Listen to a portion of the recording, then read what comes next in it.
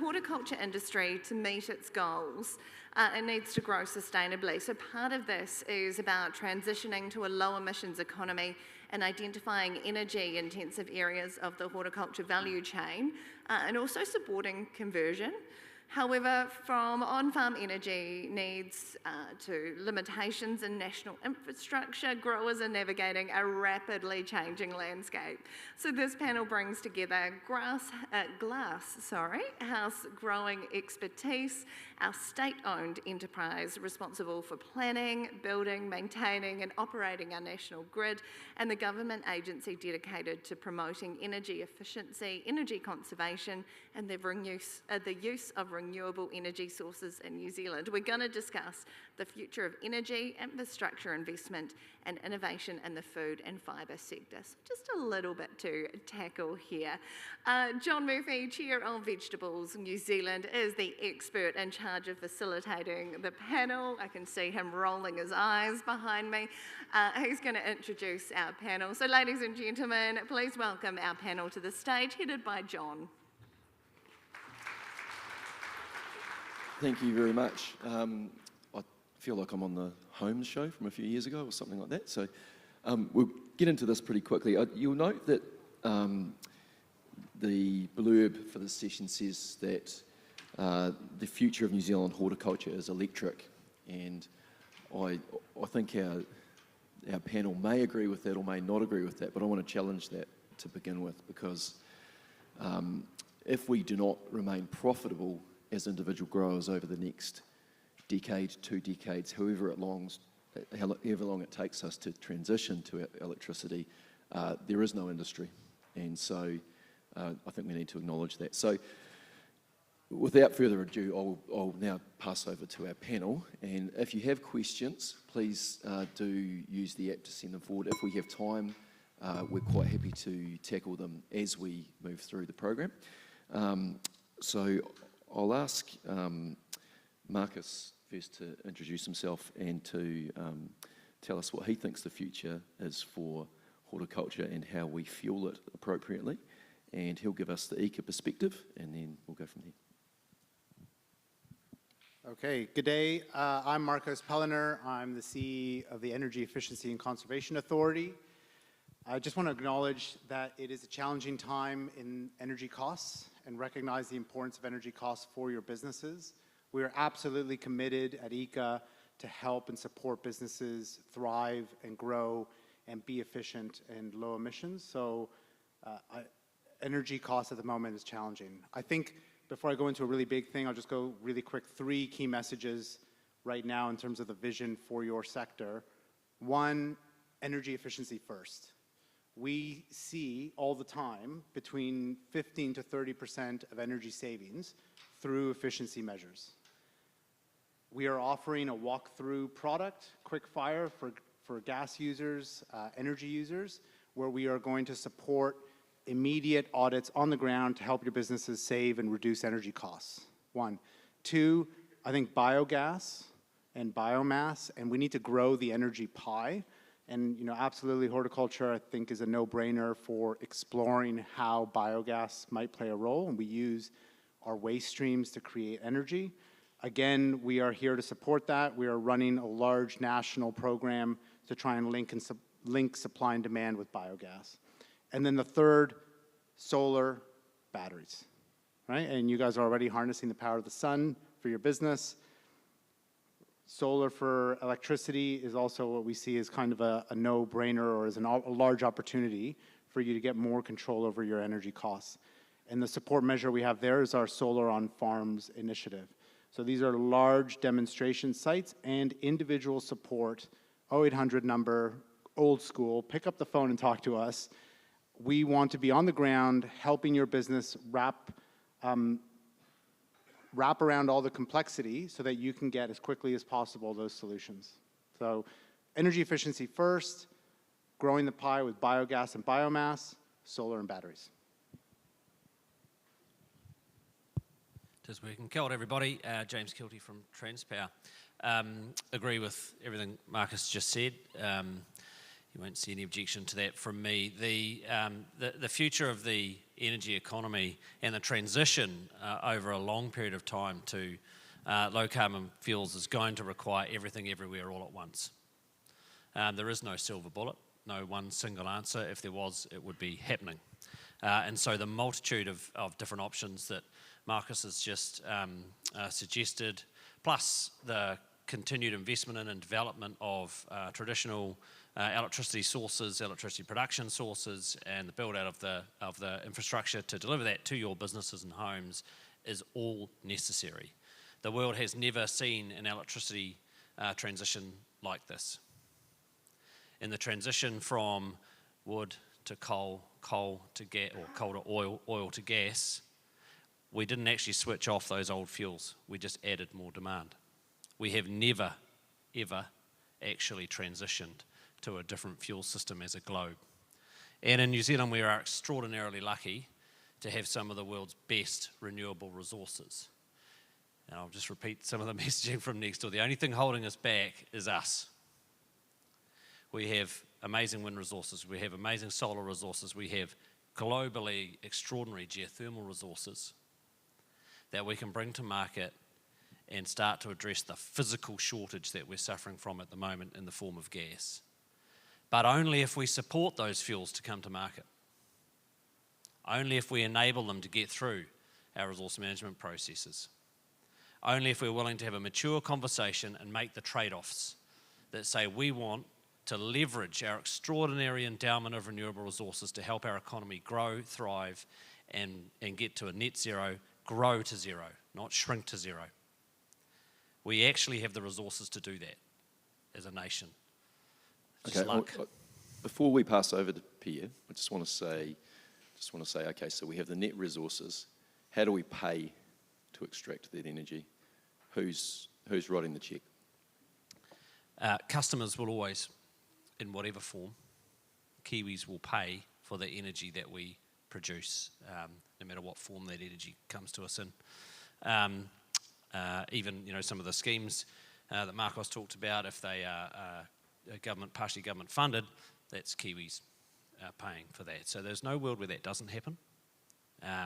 What I would say to you is that our resource base gives us the opportunity to do that at a lower cost than other countries. The physical natural endowment we have is better.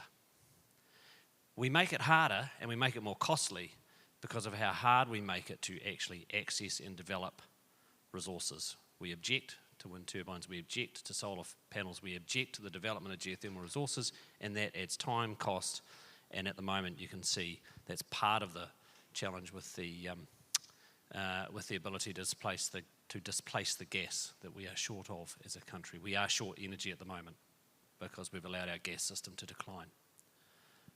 And so we need to replace that with alternative fuels.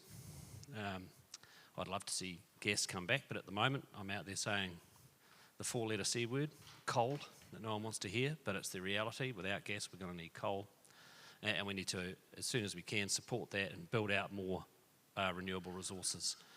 But it won't happen unless we all decide to make the trade-offs and leverage those renewable resources for our betterment. If we don't do that, we'll continue to see a constraint on supply, and that will continue to impact price. Thank you very much. Pierre Gargiulo, General Manager of JSU, which is a growing organisation based in the top of the south in Nelson. Reasonable energy user in thermal energy to heat the glass houses, and in the last 18 months completed a decarbonisation project to the point now where 98% of our emissions have been removed from the business. But further on to these gentlemen's comments, it's how we transition. And I think it's actually a challenge to the industry that we accept we have to transition, and we're better to lead the horse down the road than to be chased down the road in a hell of a hurry. And that's one thing we're very fortunate we did. We challenged ourselves, we were challenged by outside organisations to start that journey, and if we hadn't done it that way, we would have made some significant mistakes, overcapitalised, had too big a plant, and that sort of thing. But we actually had to manage that journey ourselves and realise that we had to do something, and if we didn't do it, we'd be staring down the barrel of something we didn't want to be at. So it is a challenge to the industry, and it's just not for protected cropping. You know, we talked about earlier today around cool chain. Well, cool chain is a huge energy user. How do we make sure we have that managed going forward? Because it's only going to become more of a part of our day-to-day industry. Thanks, Pierre. I've got a lot of questions coming through, so bear with us if we don't get to it. I'll just paraphrase and say that a lot of these questions are about how we transition to more efficiency energy options. And I'll just note, visiting a covered crops grower last week, I was told that their gas bill, which is their second biggest item on their expenses to labour, but close, will be 300% of this year's gas bill in 12 months' time. Now, they're planning to produce for all their worth this year and anticipating actually taking their production down somewhat next year.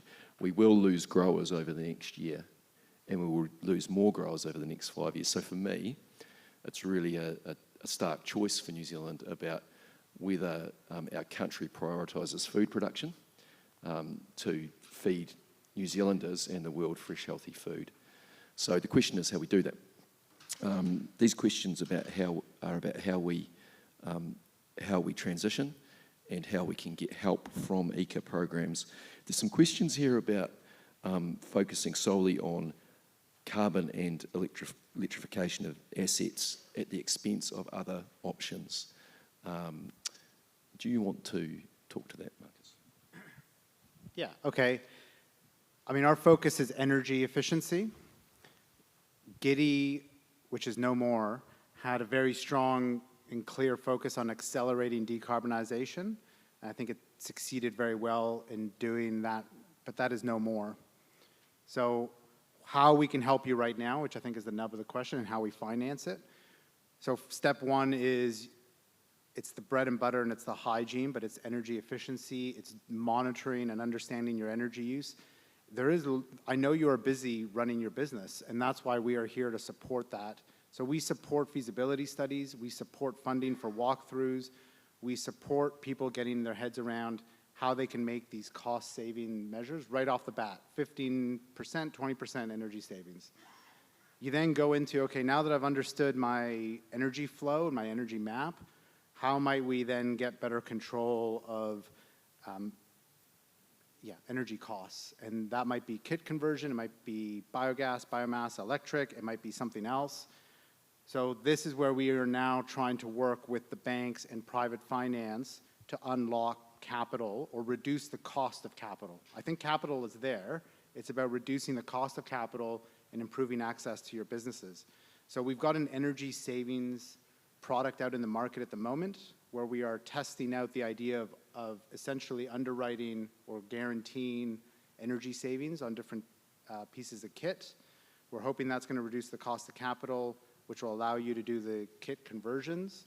The ideal is that after we pilot it, we'll be able to partner with the private finance sector and then scale it up. So I see us basically using our technical and government support and being able to de-risk it, technology, to then reduce the cost of capital. And so that, I don't have Giddy. Giddy is no longer there. We don't have like a big blank check to write at the start, but we do have ECA's technical expertise and knowledge and support to help reduce costs and increase access. Do we need Giddy? Do we need the new Giddy? Well, look, I think as a country, there's a lot of things that we need, and we are just managing a very challenging fiscal context. And the government is juggling many apples at the same time. So within that fiscal envelope and that fiscal challenge, there are trade-offs. I think that at ECA, we can, and I was talking to the panelists before, in some ways, constraint breeds innovation.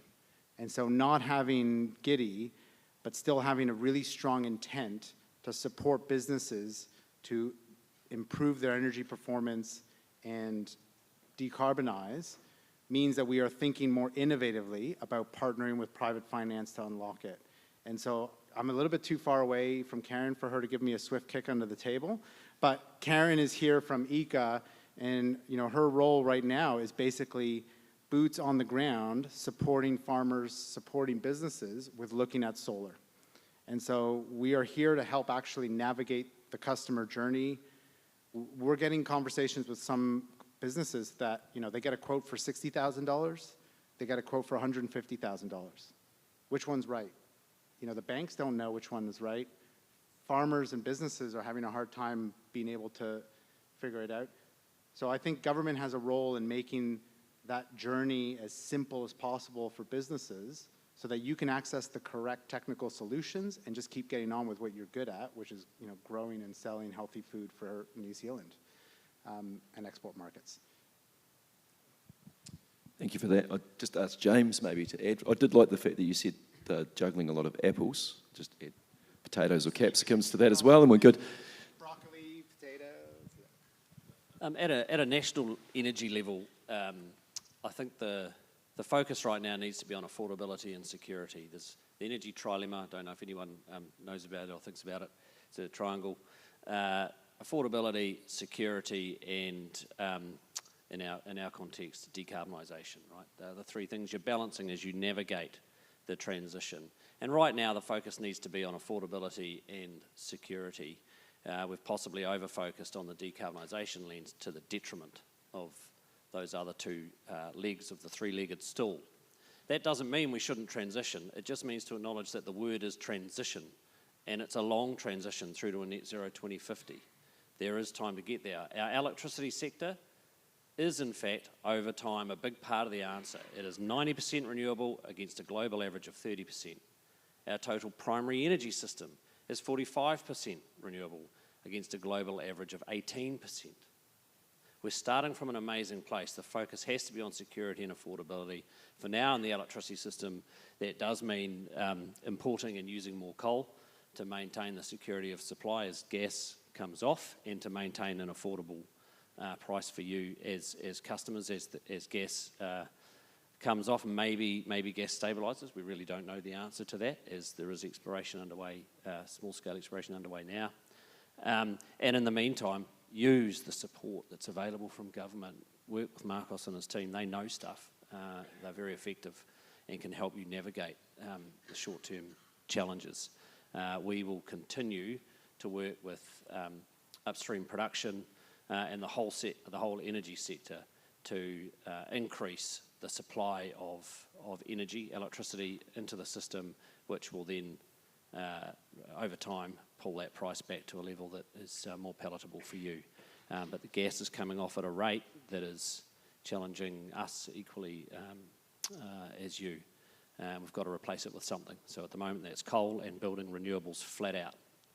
That's why I started by asking you and your families and friends to not object when someone's turning up and wanting to build a wind farm or a solar farm. That's the trade-off.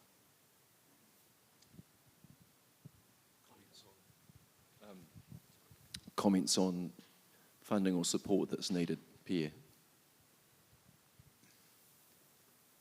Funding has to play a part, because a lot of our businesses are built where they're built because the resource was there that was required. I'll go back to glasshouses, it's what I know. They were built on gas lines because the gas was there. You go to electrify, and I don't know electricity, I know water. The electrical pipe isn't big enough. So what does that operator do? They've then got a stranded asset. They've got a gas boiler that still has another couple of decades left in it, and it works. So it's how we can get the funding to ensure that it stacks up. And I think there's a reset required in how the ETS money, Emissions Trading Scheme money, is spent. Just some rough sums on today's ETS price of $57.65. For a 1 hectare glasshouse in Christchurch burning coal, they have to surrender about $100,000 worth of ETS a year. They've got a coal boiler that would work. It's probably got another 20 years left in it. But there needs to be the ability for that grower or that user to be able to go to the bank and say, I've got to spend $1.5 million on a biomass boiler because there's biomass available in Canterbury. However, if I build that biomass boiler, I can then retrospectively claim back a percentage of ETS over the years. So the project actually stacks up on a payback that is reasonable for that grower because they've already got a stranded asset.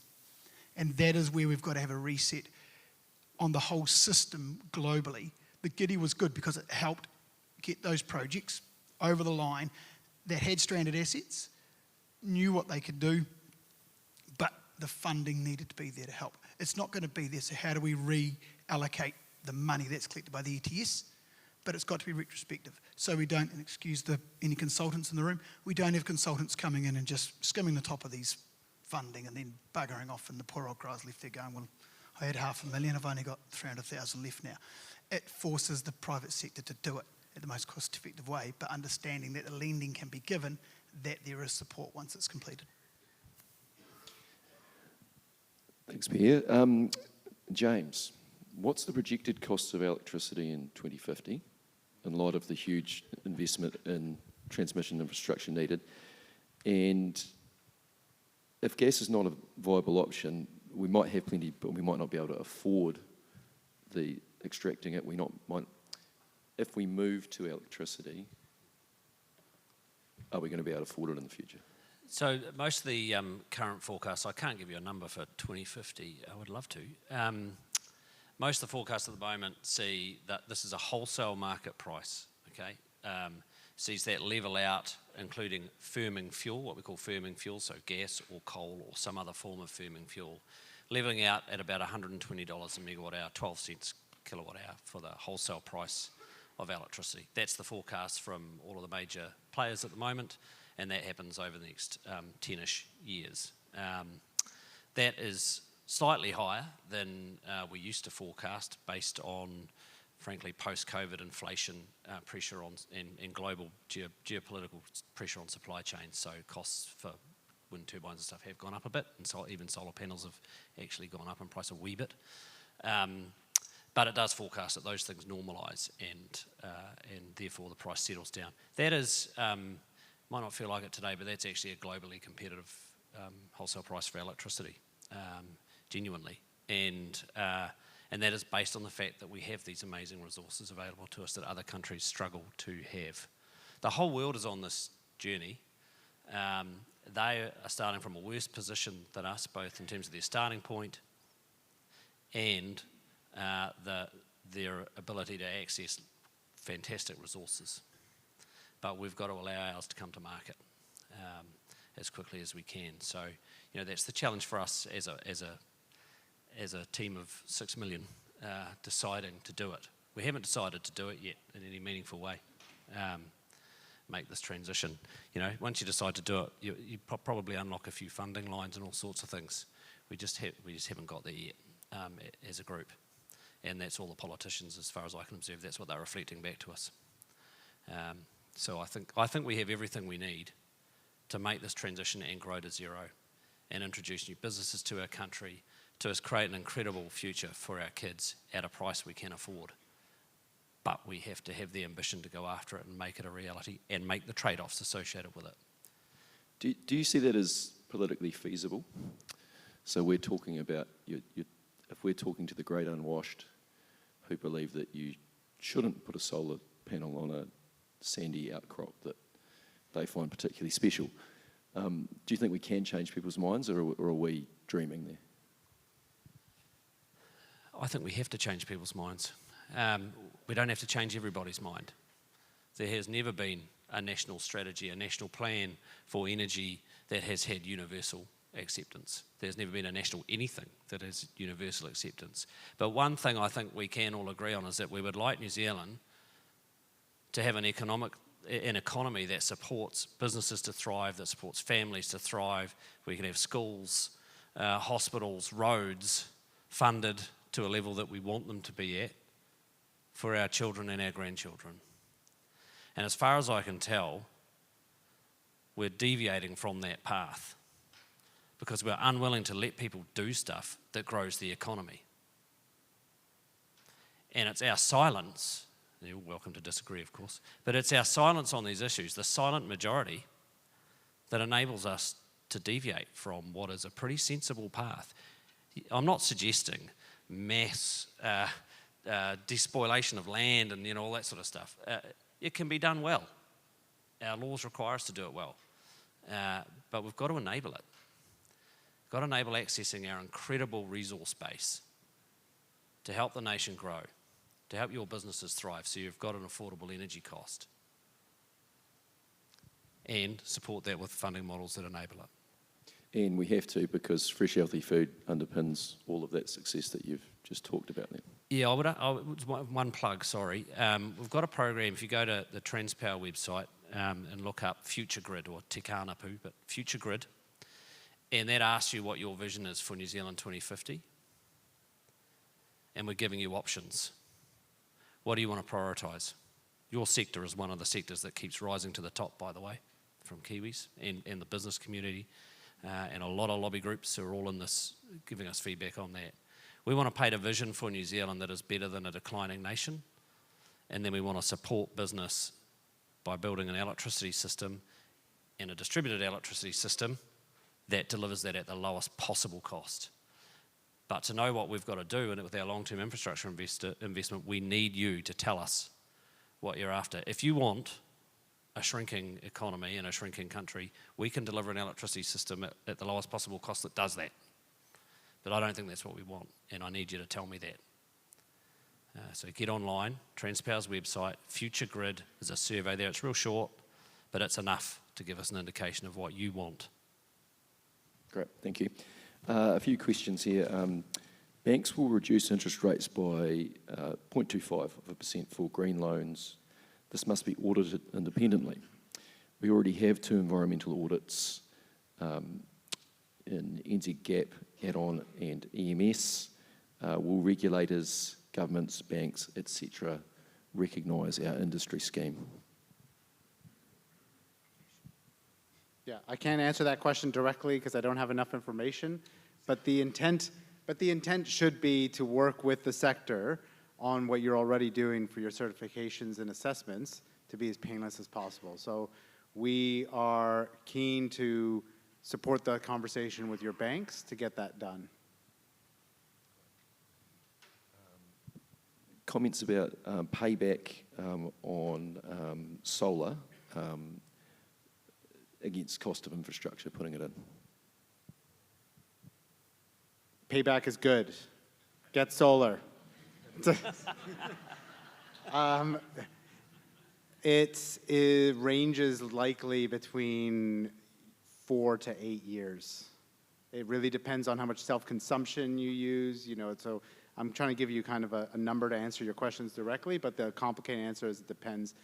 I think what we are trying to unlock when we think about solar and batteries, and I don't want to use the word flexibility too much, but it's demand response, it's flexibility, it's the ability for you to sell energy when you are not using it and add an additional revenue stream for you, which also helps the distribution companies better use their assets, which then means that they can push out their asset and capital bills and therefore put downward pressure on electricity prices. So we really see distributed flexibility as a win-win-win for your businesses, for prices, and for the whole country. And so when we talk to farmers and businesses and growers on solar and batteries, we are setting yourselves up as well to be able to participate in that kind of market. And we are working hard with the EA and ComCom to make sure that the price signals are there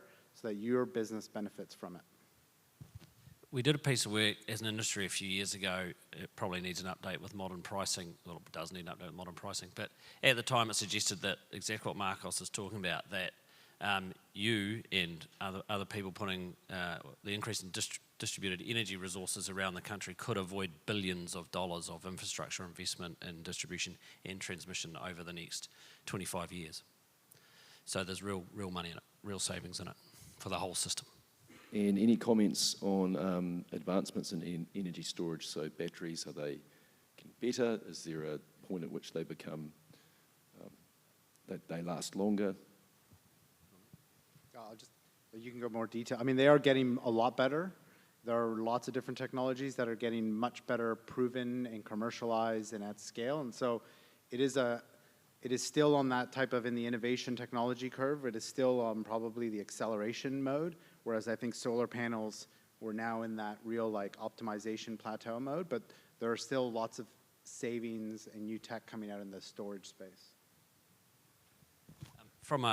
I would just give batteries a bit of a plug from a resilience perspective. In my former role as CEO of a distributor, we were putting small-scale batteries out of pole-top batteries for resilience investment for when the climate that we're going to receive from other countries starts hitting us harder. It's good to have those distributed resources, so really encourage you to look to distributed storage. Thank you very much. Okay, I just thank our panellists today and say we've touched the surface really of this issue, but if people have questions later, please get in touch with us. But for me, we are in an energy crisis right now, and we do need to find a way out of it, and we need to make sure that food security is prioritised as a key part of that. So thank you very much.